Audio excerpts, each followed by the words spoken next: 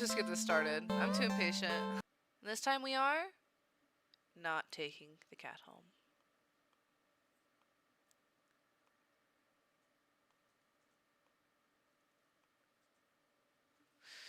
It's a perfect day outside, I bet. Oh, hell yeah. There's the kitty that we have to ignore. I don't want to ignore it. I don't want to ignore it.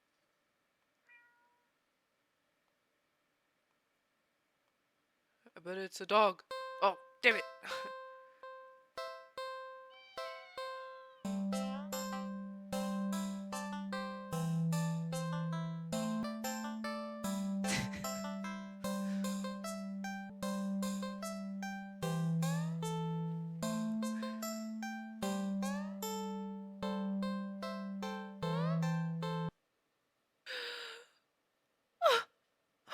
No!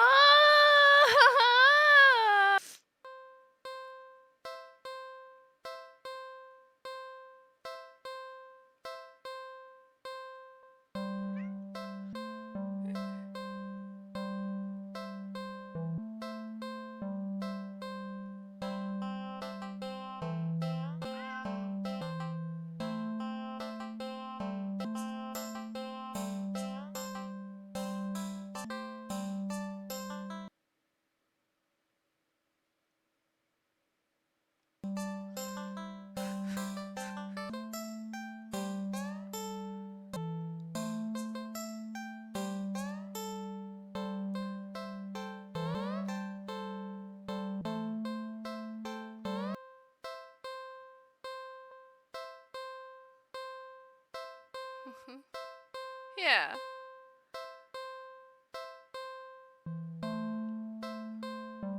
You dig into your pockets. Oh shit.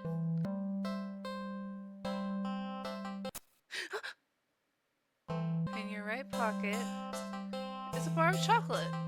You find a chocolate bar. Is it? No, it's not even expired. Quite the find indeed. You're about to. What? Who the fuck offers chocolate to a cat? You're about to offer it to the cat when suddenly you're hit with the guilt as you remember something gut curdling. Oh my gosh, I'm so. You resist the urge to vomit at your near mistake. You feel so guilty, you throw the chocolate bar away into a nearby trash bin. Well, now I understand why I'm broke. An almost cat killer doesn't deserve chocolate. You go back to the cat, barely able to stand its innocently oblivious expression. It doesn't even know that you almost. I'm so sorry. I don't even know what to say. You're a horrible person. You know what? Stay there. I'll be right back. You leave the alley and return with a whole fish you bought at a nearby grocery shop. It was a bit pricey, but it was the least you could do. The cat eagerly accepts your offering, munching happily at the fish after you'd placed it in the box. You want to smile at the sight, but you feel so awful. Sorry again. The cat seemingly pays you no mind as you slip back out of the alley. Not feeling like you deserve a peaceful day out, you decided to just head back home. On the way home, you notice more cats than usual watching you from their hiding spots. But you try not to think about it. You can't help but wonder if they know what you'd nearly done. But it's not like you meant to hurt anyone. Right? You finally reach your apartment building. You're about to unlock the door when.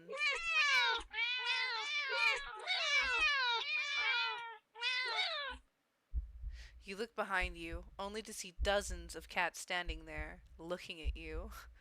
Did they see you feeding the cat in the alley and thought that you had more food for all of them? I'm sorry, I don't have any more food for you. None of them moved an inch. You're starting to feel a little unnerved when finally a single cat pushes its way to the front and.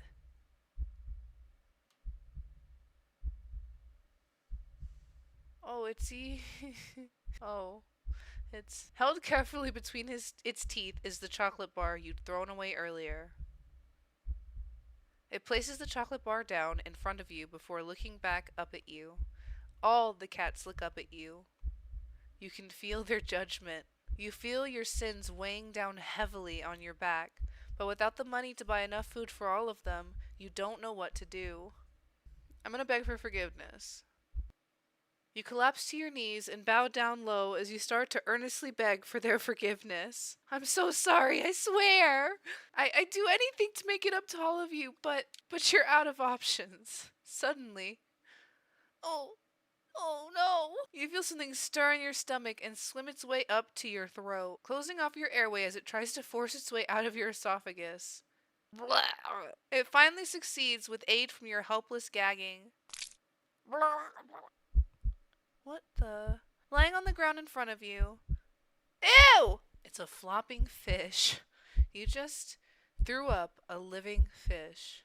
What the hell? The cats come rushing forward, all tearing hungrily at the fish. You're happy to finally be of help, truly.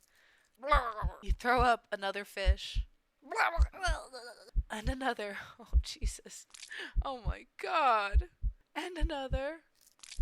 And your stomach hurts.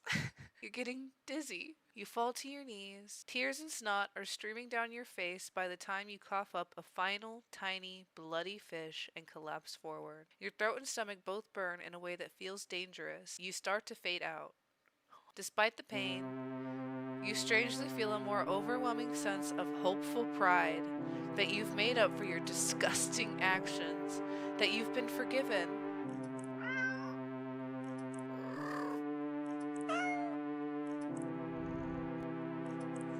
The sound of happy cats munching away at their fish fills your ears. Then,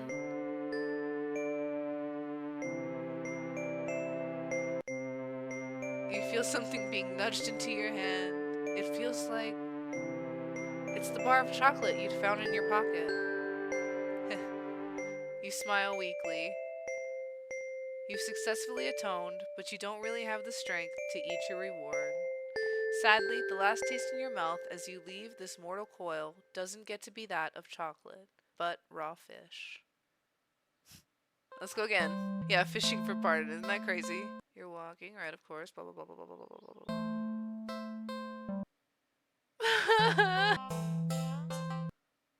Okay, just make sure. Aw, you just want a little attention, don't you? The poor thing must be bored sitting in that box all day.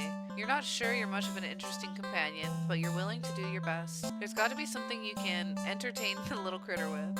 But what? You dig into your pockets. You find a small piece of string in your left pocket, not very helpful. The string is far too short. An eager, excited cat leaping for it could In your right pocket is a bar of chocolate. I'm sorry.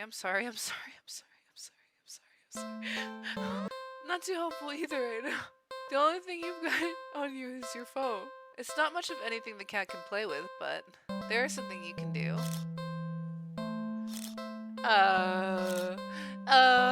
Well, that was fun, right? Well, you enjoyed yourself. With nothing else to do and no intention of taking the cat home, you decide it's probably best to just leave. You don't want the cat to get too attached after all. At least you'll have some memories to take with you. Okay, see you around, I guess. Good luck. You turn out. Your phone just got a message. You open it up and... What? Aren't I cute? It's a picture of a familiar looking cat. Huh? The cat does look cute and happier in the picture, but it's not a picture you recognize. What the heck did I? You didn't take this picture. You peek over your shoulder at the cat, but the cat is simply looking at you. It mews sadly, as if pleading you to come back. Well, I guess I could stay a little longer. But now what to do? Maybe we'll look around the alley. You glance around the dark, dingy alley and only see garbage bags, trash bins, empty cardboard boxes, and scattered litter here and there. If there were something for the cat to eat, surely it would have found it by now, right? But you don't want to just give up so easily. You keep looking. You look and only see garbage. You sniff and only smell garbage. You listen. You just barely make out the sound of a faint scurrying by a trash bin a few feet away. Quietly, oh so quietly, you creep over to the bin, and you lunge! You weren't very graceful in your attempt. You stumbled and knocked over a stack of nearby boxes full of more trash, but as you stand up, grasped in your hand, is a small mouse. The mouse squeaks and shrieks in distress, wriggling and struggling desperately in your grip. You're holding it too tightly and carefully for it to be able to bite or scratch you, though. It wears itself out eventually and looks up at you with black eyes. It's completely at your mercy. The mouse looks scared, as if it can sense your intentions. It weakly starts to struggle again. The mouse is reluctant. You feed the mouse to the cat. The cat tears it apart instantly.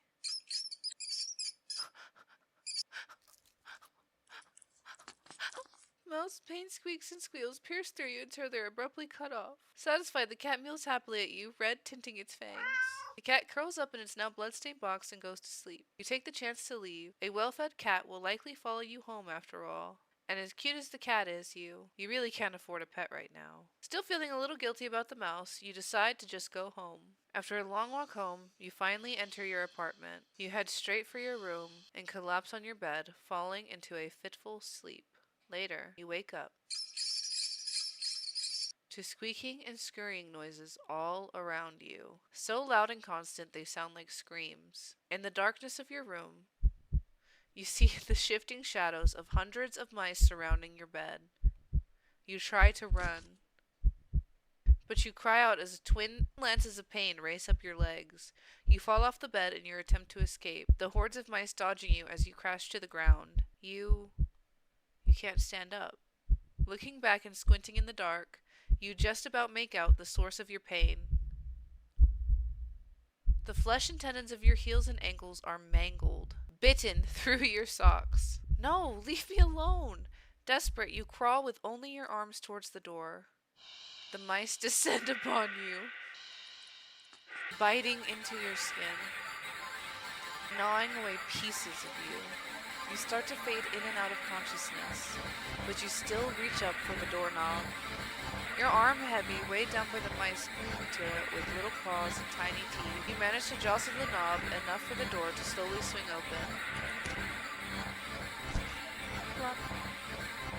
But your outstretched arm suddenly falls to the ground, lifeless. The mice manage to chew through the flesh and bone of your now dismembered limb. As a few mice creep forward to curiously inspect your arm, you stare blankly at it for a moment before sliding your gaze up.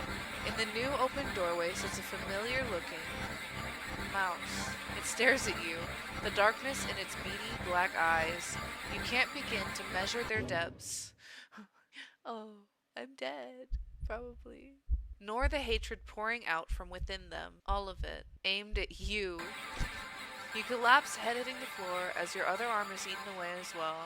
You're not sure how you're still conscious, the pain should be indescribable, and yet, you just feel a cold sense of loss.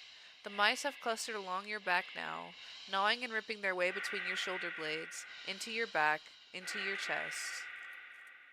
You weakly cough up blood. They must have damaged something important. You feel something being pulled out of you, and in between the moments that blankets of darkness fade out your vision, you hear something wet plop on the ground in front of you.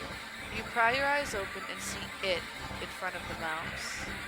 Weirdly shaped, red with your blood and pulsing, and, oh, that's your heart, isn't it? The other mice all descend upon it, abandoning your half-eaten body. You're losing a lot of blood. You feel sleepy. But you also feel anger? Yes. So much anger. How dare they?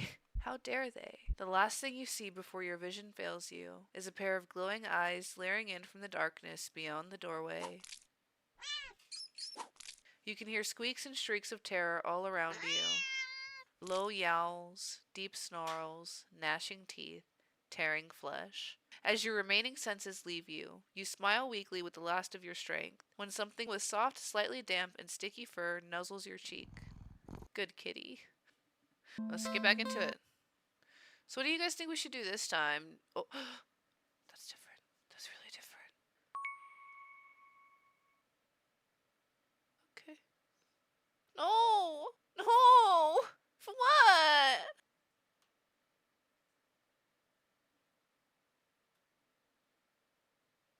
You were so amazing, smart and talented and independent. You shined. But in comparison, damn it, so stupid, so worthless. But when it approached me, it didn't tell me that it wanted me. It needed me. Maybe that's what I wanted all along. Wanting could be so fleeting, but to be needed? There was nothing I wouldn't give to have someone tell me that I mattered to them, that they needed me. You're walking. Right, of course. There's music now. I hate this part. We can still play with the cat. Was something in the alley?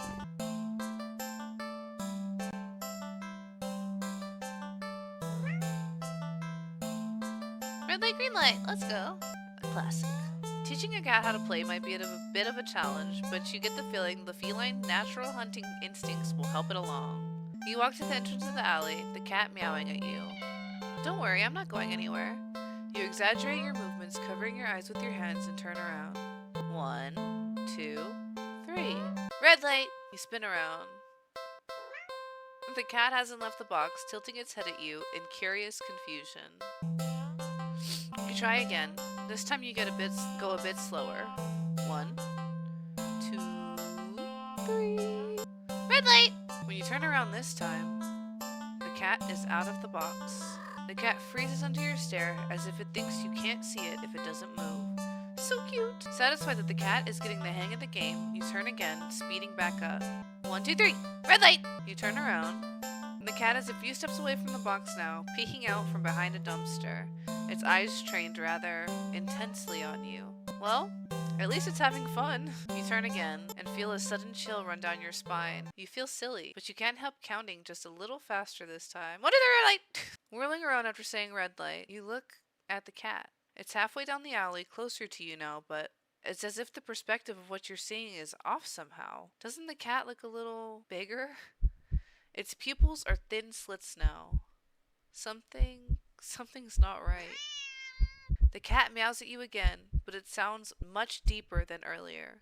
It's crouched down as if poised to lunge forward. Your breath shudders a little as your heart starts to race. Your foot instinctively shifts back. You freeze immediately. The cat looks impatient. It wants to keep playing, but you gulp and turn around, swiftly counting and turning again as you gasp out. What are the red light? The ground shakes as you whirl back around to find yourself staring at a long surface of black fur. You slowly look up and up to see a giant shadowy figure leering down from its position hunched over you, fangs dripping with saliva, claws crushing into the concrete walls of the alley. Its glowing eyes are unblinking as they look back at you. The cat is waiting for your next turn, but it's so close. If you turn around now, you don't want to play anymore. Keeping your eyes trained on the giant looming over you, you take a step back. No. That's cheating. No, no. What the fuck? Wait.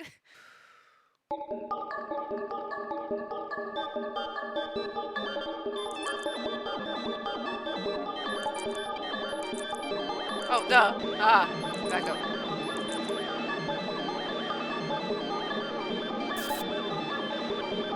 Wait! I'm scared! The cat stares as you keep eye contact and back up. You step back and back. And as you take one more step back out of the alley, we broke it. Ever.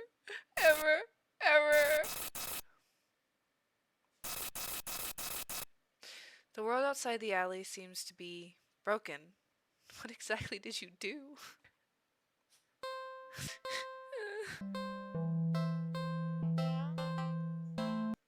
Fuck. Okay. Cat is just like, what the fuck are you doing, lady? 1, 2, 3, red light! Alright, we're running! You don't even finish turning around before claws grip your torso, digging in and piercing the soft flesh of your stomach with ease. As you're lifted into the drooling, gaping jaws above you, you can't help but think that there must have been another way out of this. But pointless regrets are pretty typical for you, aren't they?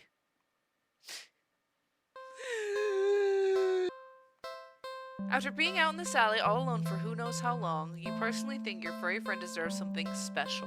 I'll be right back, okay? You quickly leave the alley and rush to the nearby pet store. You browse through all the different toys for cats. There are so many to choose from, plush and bright colored and scented with catnip, but you realize that most of the toys aren't meant for a cat to play with alone. You can't just stay in the alley playing forever, and you can't exactly afford to get another cat as a playmate. That's it! You know exactly what to get now. After a quick and successful search of the store, you make your purchase and rush back to the alley, eager to show off your find. I'm back! The alley feels even gloomier after spending time in direct sunlight. It makes you feel that much prouder of your gift. You skip over to the cat and dig in the store's plastic bag. I've got something for you. The cat leans up, curious at the bag's contents. You pull out your gift to the cat. Ta-da! It's a small cat plushie. The plushie is a light orange cream color with burnt sepia stripes, making it resemble a tabby cat. The synthetic fur is soft, but not unrealistically so. And the large eyes are a pale green, more subdued than you'd expect for a toy. There's no denying it's just a plushie, but the thoughtful details still make it almost uncanny to the real thing. Which makes it perfect. A companion for the cat, and one you could actually afford. Win-win. That's not all. You give the plushie a little squeeze and the cat looks unimpressed. Well, you think it's cute. Guess your purchase wasn't so successful after all. Out of options and lower on cash, you awkwardly place the plushie in the box next to the cat. You get up and turn to leave. You're a few steps away when you hear an electronic meow behind you. Huh? You turn to see the plushie on the ground next to the box. The cat is watching you closely, staring. Pick it up. We got 2. Pick it up. 3. Pick it up. Okay, we'll pick it up. You sigh and go over to pick up the stuffed toy. You really do just want attention, don't you? You hold up the cat doll, examining it a little. It looks a little different. Did it just look at you?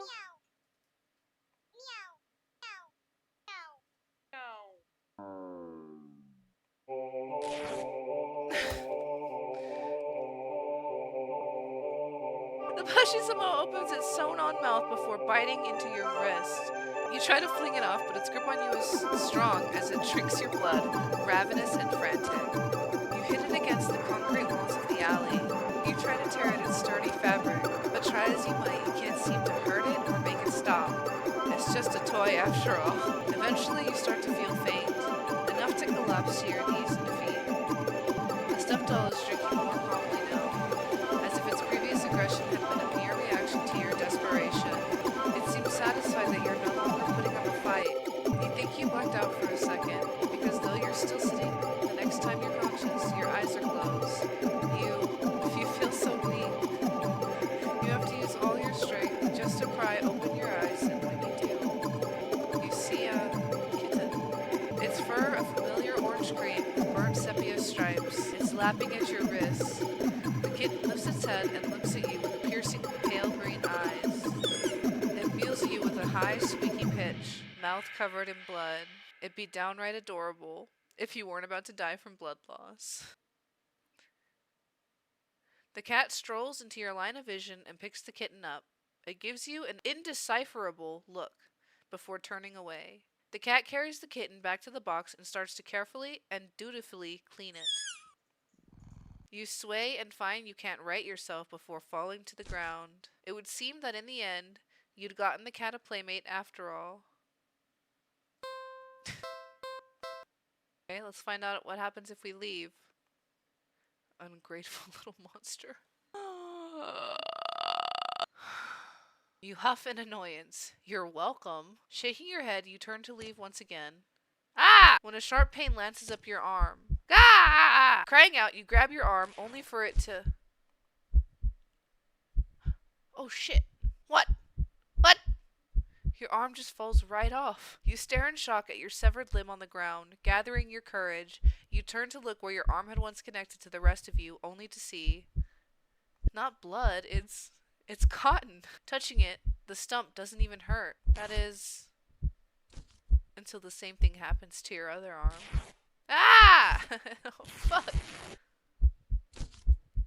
You You fall when both your legs succumb to the same nonsensical fate, crying out at the agony that comes and goes like it never happened, as if you're not currently laying on the dirty ground of an alley, limbless. What in the world is going on? You can't make sense of it. You can't think straight. The pain has receded, leaving you with a strangely empty pit in your stomach, considering you still have a stomach and it wasn't replaced with. As you lay back, helpless and still in shock, staring at the sky, the cat's face appears in your line of vision. It lunges at your torso and starts biting and clawing into your chest like you're a chew toy. It doesn't hurt anymore. You feel like it should. You're not sure if you're glad that it doesn't. Eventually, you feel the cat pull something out of you. A small doll that looks very, very familiar. It's hard to tell, but that doll that's you, isn't it? The cat hops off of you and heads back to the box with its prize. At least you think so. Everything's too dark to tell. You wake up and find that you can't move an inch. You can't look around. You can't even breathe. Though none of those realizations seem to be a problem. All you can see is the face of a familiar-looking cat curled around you, purring in its sleep. For some reason, this doesn't bother you. You're not sure why you feel like it should. You try to latch onto thoughts in your head that feel like memories of another life, another time, another you. But the thoughts slip away like forgotten dreams. Oh well, that's fine, isn't it? You're just a doll after all.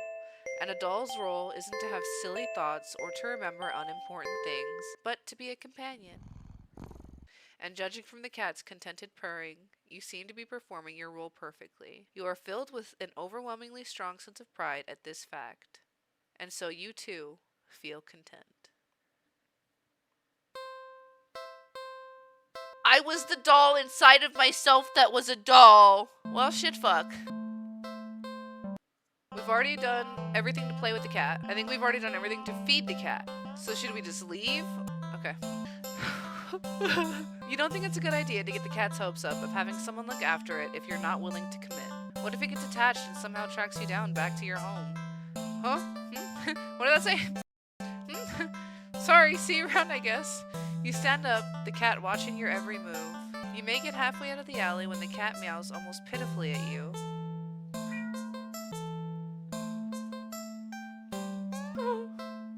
Heartless! You're heartless, Stealing! Okay. Nope, you need to nip this in the bud and get on with your day. It's what's best for the both of you. You leave the alley and continue on your way. Wait, what was I doing? In all the excitement of dealing with your furry dilemma, you'd forgotten that you still hadn't decided on what you were going to do for your day off. I'm stuck between these two. Movie or carnival? Okay, one for carnival, one for movie. We need a tiebreaker. Dog park wasn't an option. I'm not going to the dog park when I just abandoned a cat. I can't do it. I don't want the cat to feel like I betrayed it. What? Dingling! That's not how that works. Now I'm going to specifically pick carnival because you picked movie. I'm going to pick carnival. You spend the day at the carnival. Ferris wheel, roller coaster, pharaoh boat, rides you've been on before. Hoops, coin toss, coin toss, balloon darts, games you've played before, final cake popcorn, cotton candy, food you've eaten before. All the things you've enjoyed before. You're surrounded by groups of people all having fun together, laughing, playing, eating, taking pictures, making memories. And then there's you. The sun hasn't started to set yet, it's still high in the sky, but it will soon. You start to wonder if maybe you should just go home for the day. When you stop in your tracks, you see something new.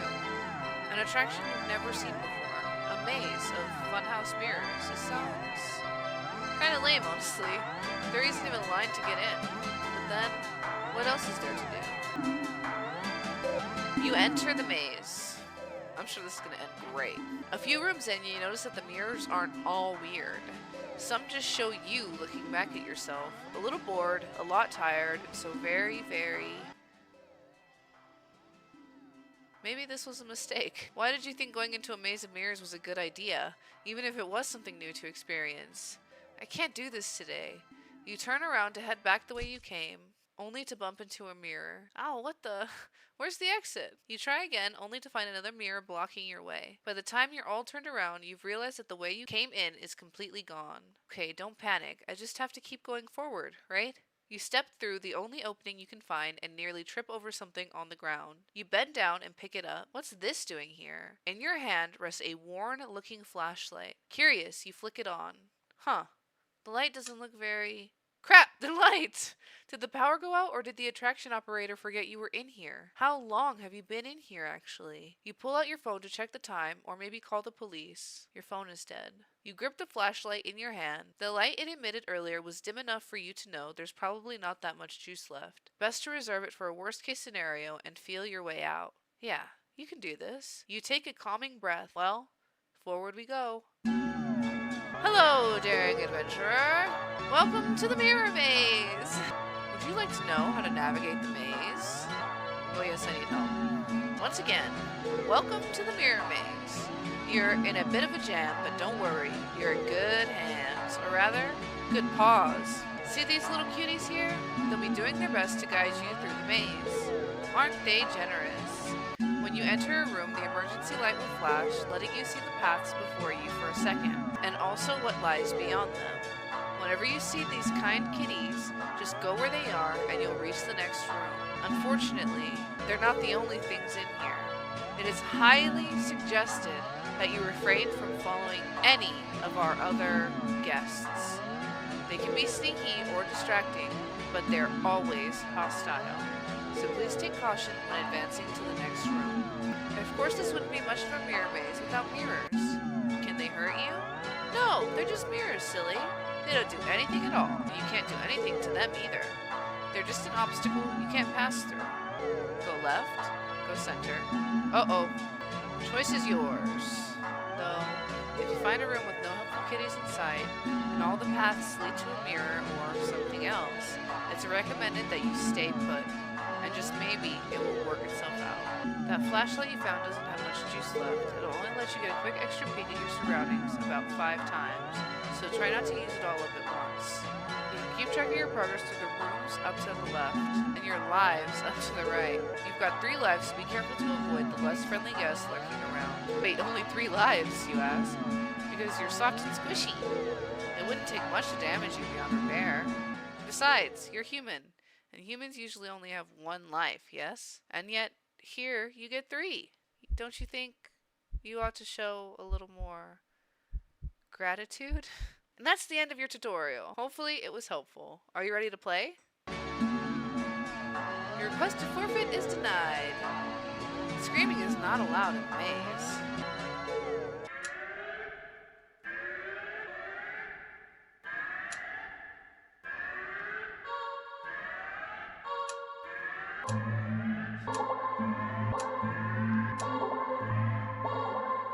You see it, the exit. You run forward, but as you do, the scenery shifts, just slightly at first. But you're running too fast to stop yourself from colliding into the glass. Except, you don't quite go into the glass. You don't exactly collide with it either. You simply pass through it. And on the other side, you see an endless white void and... yourself, dozens of you. Hundreds of you wandering around, aimless, faceless, and empty. So empty and listless that they don't even acknowledge your presence. You try to turn back, but the glass doesn't give. Past the glass, a familiar black cat walks up and looks at you. You think it meows at you, but you can't make out the sound. It tilts its head, then walks away. The glass goes dark. Then you watch helplessly as it disappears completely. You're trapped, with only yourself as company. You beat the maze! Lovely. Is that so? There. All done. Wait, what did you do? You'll see. Oh, I'm timered.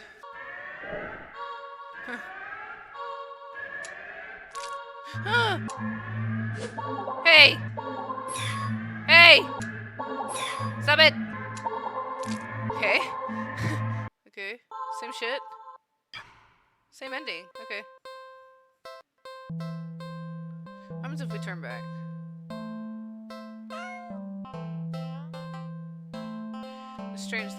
hesitate to leave the alley, the more you find yourself wondering, what's the point? You'll go where? Do what? What's the point when you're always doing all of it completely and utterly alone? Even going home to your apartment wouldn't help, would it? One bedroom, one bathroom, and one you living alone in it. It's been like that for so long. So long. You're startled when you feel an impossibly soft paw press lightly against your wet cheek. You didn't realize you'd been crying, or that your little breakdown had literally brought you to your knees right in front of the cat's box. You feel slightly embarrassed, but the cat responds as if it can sense your self-deprecating feelings creeping in. It presses its paw on your cheek 3 times in quick succession, as if trying to slap you out of your melancholic state. But they're so light, the slaps feel more like getting gently and eagerly petted. You can't help but laugh a little. I can't believe I'm having a meltdown in a dirty old alley with a stray cat comforting me. You smile and show your gratitude with a scratch to the cat's chin. Thanks, I'm fine, really. That just happens sometimes. I really do like being alone most of the time. It's the only time I feel comfortable being myself, you know? But even I get lonely every now and then. It's easy to ignore when I'm keeping myself busy. That's why I pushed myself to go out today, I think. Or maybe I was hoping to make a friend or something. Though, I guess that wouldn't be a good idea. I doubt someone like me would make for a very good friend to anyone. Okay, maybe I won't go so far as to say that, but you stay and just talk to the cat about anything that comes to mind. Your isolation, your loneliness, your many fears, your losses, your emptiness. Although, the longer you stay there, the smarter that once significant emptiness feels. It's been so long since someone just listened. Your words shift to gentler topics, your hopes, your dreams, happy memories of the past. As you talk, you don't even notice the once cold concrete walls of the alley becoming flesh-like, warm and pink. Its softness slowly engulfing the both of you. The sound of your own voice feels hypnotic as it reaches your ears, encouraging you to speak more of the depths of your heart into the open. You give in easily. When you do run out of words, you're not sure how long you've been sitting there, but not knowing doesn't seem to bother you. Still, a strange question enters your mind. That's it? That's all I have? Okay. Why would I want to do that? You're too tired to move. Pouring out your heart and soul has taken a surprising toll on you, but you have no regrets. You're so happy. You don't think you've ever felt so heard, so seen. You lean forward to rest your head on the box. You didn't feel the rough cardboard you were expecting. Instead, you find yourself resting on a mass of something. Something soft and slightly damp and warm. So warm. But you can't find it in you to care on what it could be. You're so tired. You close your eyes, and you get the feeling that they'll probably never open again. But as that all-encompassing warmth encases you slowly, completely, you feel nothing but pure contentment. Okay? Leave the cat. I'm gonna turn back, but then I'm gonna leave it. You really can't afford to take the cat home with you. Well, maybe it wouldn't be completely impossible. A few extraneous luxuries cut here and there, and you could see things working out, sure. But there's a slight problem that's been making you waver this whole time. One you simply can't ignore. That problem being that you just can't trust this cat. It sounds ridiculous even in your head. Cats don't require trust to care for. They're incapable of betrayal or deception specifically because, like other animals, they only seek out the most basic essentials of living, procreation, and comfort. Malice isn't something that could ever logically be applied to them, and yet, you feel it. That behind that gut-wrenchingly adorable face is something dangerous, and that something brought you here. It called you here. You're a curious person, but even you can't shake the deep instinctual desire to get away from it, get away from it, get away from it. The cat's face looks blank. It's an expression you've seen on many cats before, but something about it feels sharper. Like it's aware of your thoughts and your intention to leave, and it's daring you to try. You slowly stand up. The cat tracks your movement with its eyes, not bothering to move its head. You don't say a word. You try not to even think. Get away from it, get away from it, get away from it. Though you don't really succeed. You turn around and quickly leave the alley, feeling those sharp eyes on you the whole way. When you get a good distance away, you finally take in deep gulps of air. You feel better now, and there's still plenty of time left to enjoy your day off, as long as you forget everything that just happened. But what do I do? Alright, we'll do the mirror thing. Oh, I don't have a choice to not enter the maze. What the? How did you get back here? Get away from me. You leave the alley quickly. What now? It's been a while since a film came out that looked interesting enough for you to drag yourself to a movie theater. But there's a showing of one such film at the old theater. It was a little too niche to be picked up by a new cinema that opened right across the street. That's okay though, you're not exactly a fan of the crowds. And nothing ruins the experience of watching a new movie for you than a noisy audience. You eagerly buy your ticket from the kind old man at the booth and head inside. The cat's face looks... You leave the alley quickly. What now? I think I'll go watch a movie. You don't know why, but you don't really feel great about the idea of being alone right now. Deciding to wait for the movie you've been anticipating to be available on DVD or streaming, you join the long line outside the new cinema. By the time you've reached the ticket booth, you just want to get inside. So you pick a movie at random and take your ticket from a tired-looking teenager manning the booth. You head inside.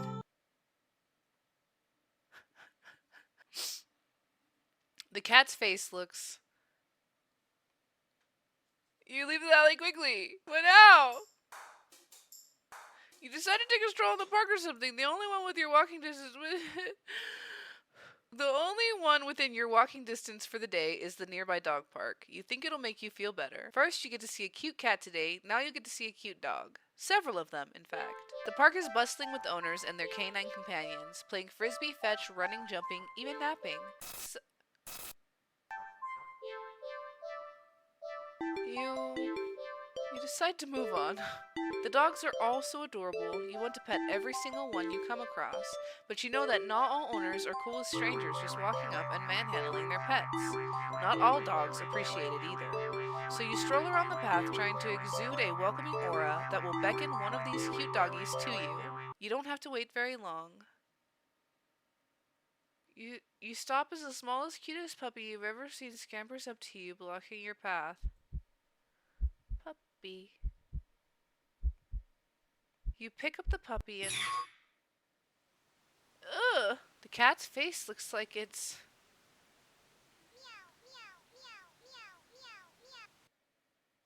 You leave the alley quickly! What now? I think I'll... Oh, wait. Haven't you done this before? You feel sick. Looking around, you suddenly realize that unlike earlier, there isn't a single person in sight. You're alone. You're completely alone.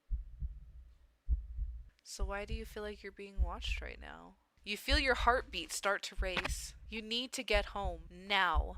You walk back home, the feeling of eyes on your back getting worse with each step. By the time you're fumbling with the keys at your door, you're soaked through with cold sweat. Your skin prickles and itches. The heavy gaze you feel might as well be eyeballs physically pressing into your flesh. Sticky and unnatural. You finally get inside and... The weight of relief in the sigh that escapes through your lips actually causes you to physically shudder. The horrible feeling from earlier immediately dissipates as if it were never there. In the wake of its departure, you're left shaking and cold in your sweat-soaked clothes. But you're too relieved to care. Exhausted, you mentally pass on the very concept of eating and head straight for your bedroom. You open the door.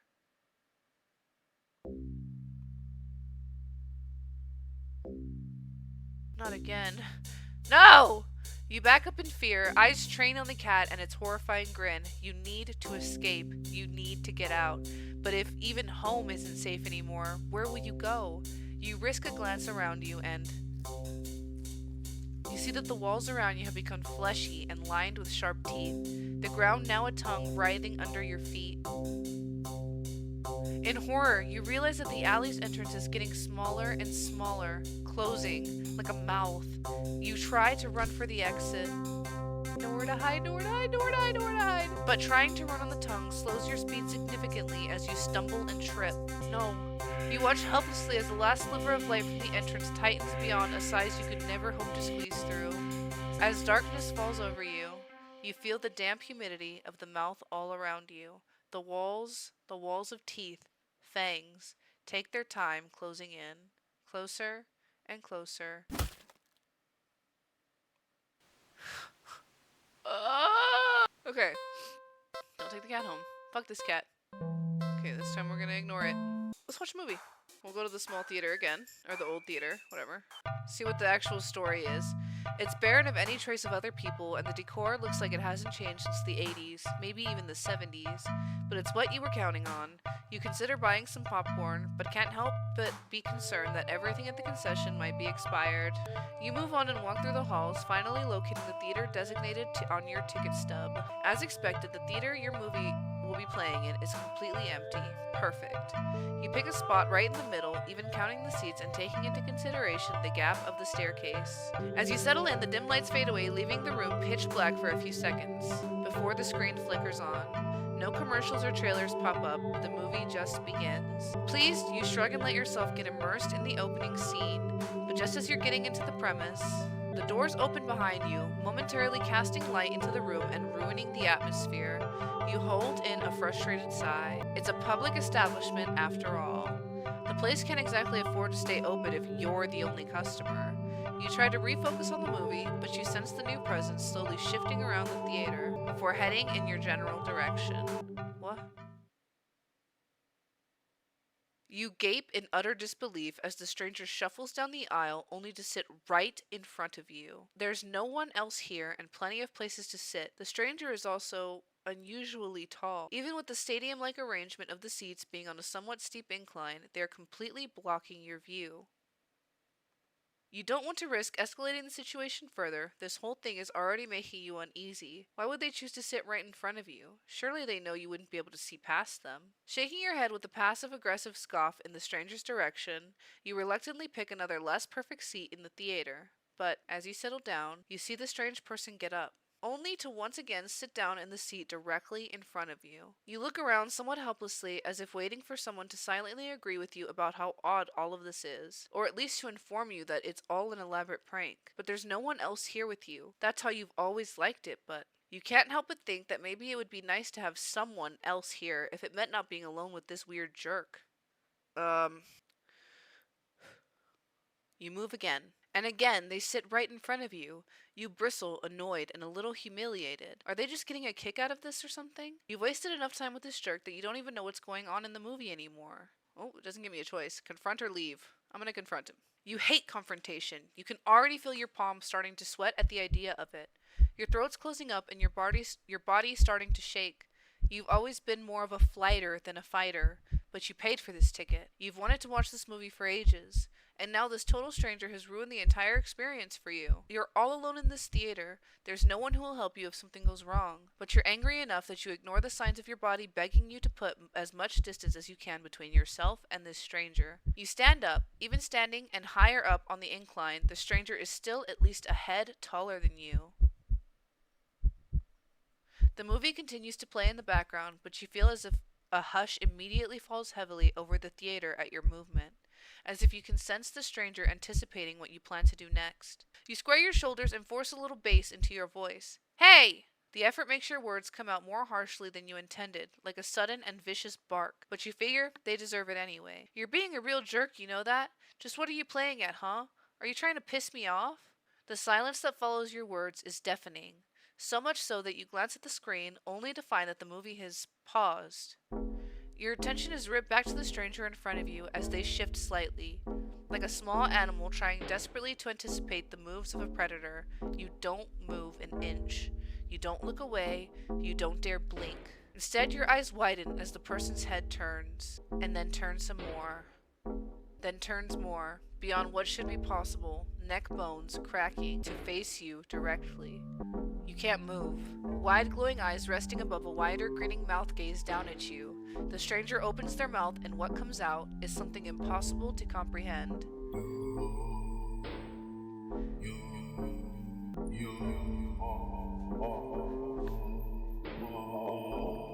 The voice is endlessly deep and creaks like a weighty door, foreboding and oddly melodic, alluring. But it also snaps you out of your terrified trance, and before you know it, you're already out the door. You run through the halls of the empty theater, heading for the exit. You feel something watching you from behind, but you're too afraid to look. The exit now in sight, you sprint forward and burst through the doors. You look around frantically and spot the crowded cinema across the street. People, that's what you need. Safety in numbers and all that. Without thinking, you rush into the street when a sinking sensation crawls down your spine, compelling you to look behind you. You feel your head turning back to look back of its own accord, while in the middle of the street, you catch a glimpse of a grotesque-looking person standing behind the glass doors of the old theater, watching you intensely, cradling something in their arms, something familiar. But I'm about to get hit by a car. A glimpse is all you get, as a truck speeds forward and crashes into your body. You're killed on impact, your body splattered across the road and crushed further under the heavy tires. Truck-kun. I got rammed by Truck-kun. This is too weird. Feeling uncomfortable, you decide to leave the theater. There's still enough time left in the day to do something else. Now what? Okay, we'll go to the new cinema. You don't know why, but you really don't feel great about the idea of being alone right now. Deciding to wait for the movie you've been anticipating to be available on DVD or streaming, you join the long line outside of the new cinema. By the time you've reached the ticket booth, you just want to get inside, so you pick a movie at random and take your ticket from the tired-looking teenager manning the booth. The decor is chic and sleek, and the inside is bustling with people. It's not what you're usually into, but it's kind of nice not being alone. Even if you feel a little lonely, watching families and groups of friends laughing amongst themselves. You'd get some popcorn, but the lines at the concession stands are long and the prices are criminal anyway. You go through the halls and follow the signs to the theater designated on your ticket before heading inside. You sigh at the sight of the absolutely crowded theater. You head towards a seat only to be told that the person next to it that it's being saved for someone. This happens a few more times before you finally manage to get yourself settled into a seat annoyingly off-center to the screen. But the screen is at least visible, if not a little too close, so you grit your teeth and bear it. The lights fade out, but the chatter doesn't. The rest of the audience seems content to talk through the commercials and even through the trailers. You figure the chatter will stop when the movie actually begins, but it doesn't get even slightly quieter as the opening scene starts to play out. You sigh out loud, not thinking anyone would hear you anyway. This is why you avoid movie theaters like the plague. Suddenly, the screen changes, showing the face of a black cat, a familiar black cat. Confused murmurs fill the room, but then the cat on the screen meows.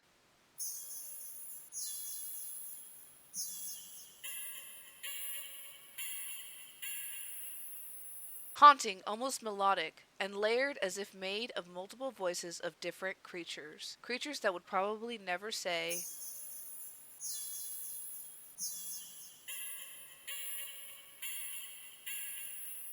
You sit in confusion, wondering why you haven't already gotten up and left to complain to the cinema staff, but then you hear it. It's scattered and dissonant at first, but among the crowd, people start to chant along with the cat on screen.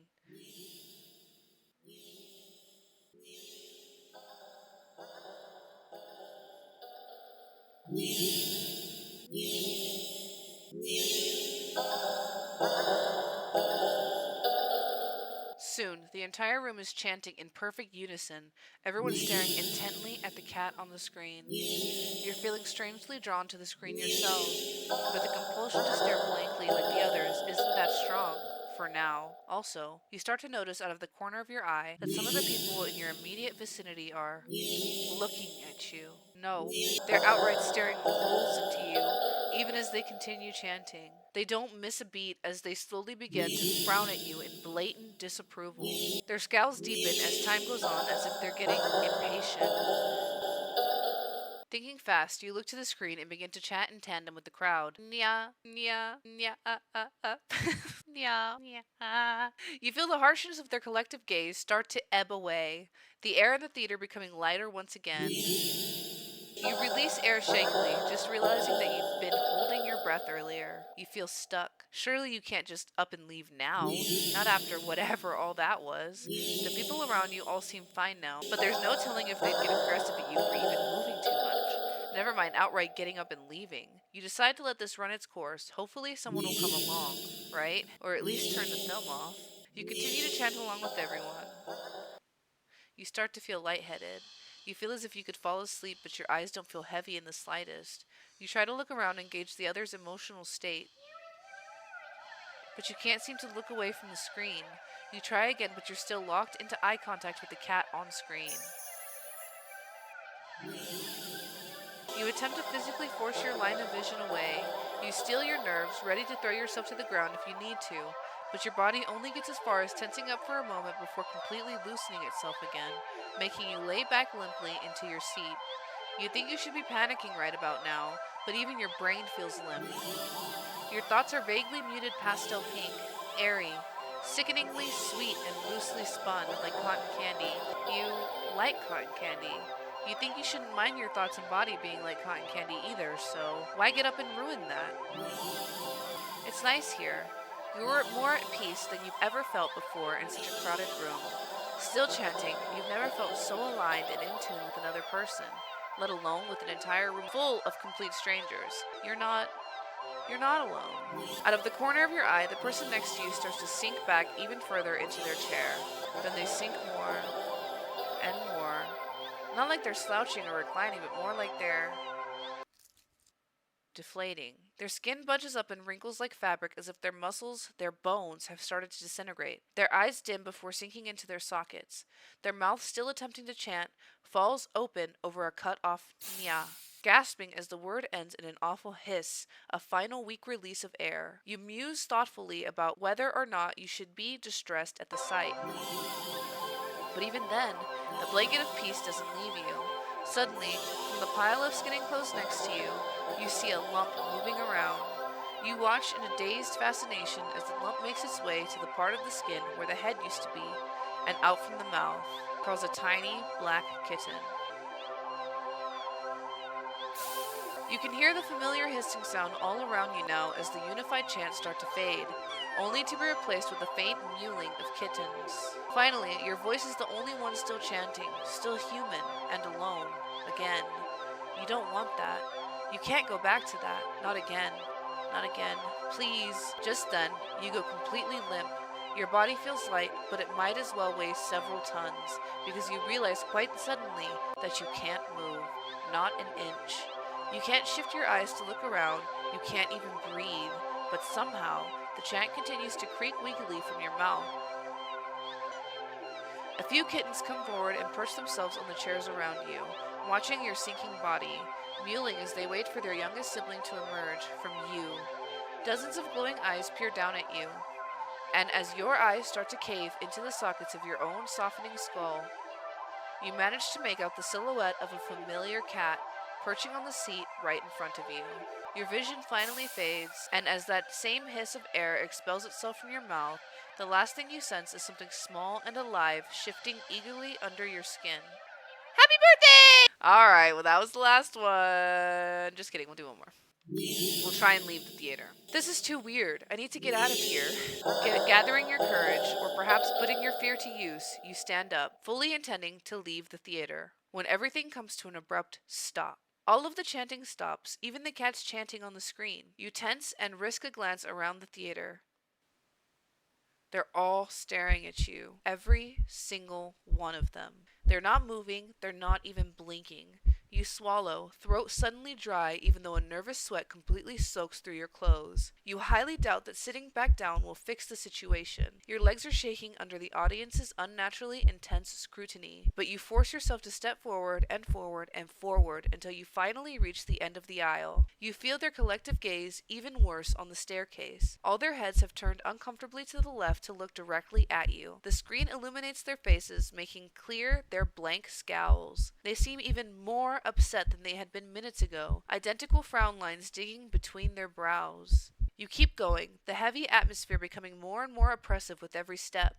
You're so tense with anticipation that you fully expect someone to grab at you from behind, but no one does. You don't hear any of them even get up. You exit the theater, holding your breath as the doors close behind you. You briskly walk through the halls, putting as much distance as possible between you and that theater full of people. Finally reaching the lobby, you just barely manage to catch yourself from falling to the floor as you gulp in huge gasps of air. You expect to feel relief as your breathing calms, but you feel a lingering sense of dread that only spikes once you finally notice it, as well as its source. You look up, and your stomach sinks.